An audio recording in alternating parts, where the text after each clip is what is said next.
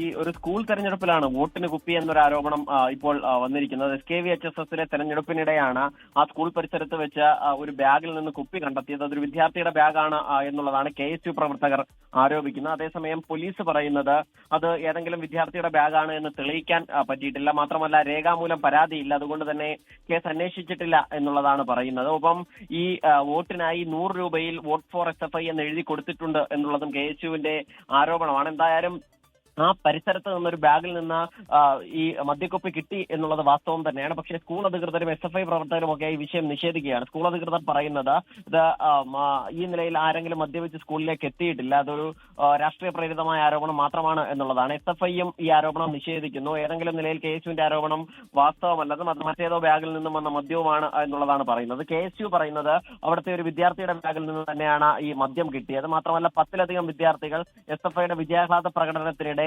ഇടവഴിയിലേക്ക് ആ സ്കൂൾ കുട്ടികൾ പോവുകയും അവിടെ നിന്ന് മദ്യപിക്കുന്നത് കാണുകയും ചെയ്തു എന്നുള്ളതാണ് പറയുന്നത്. എന്തായാലും പോലീസ് ഈ കേസ് ഇക്കാര്യത്തിൽ FIR ഒരു കേസ് എടുക്കാൻ തയ്യാറായിട്ടില്ല.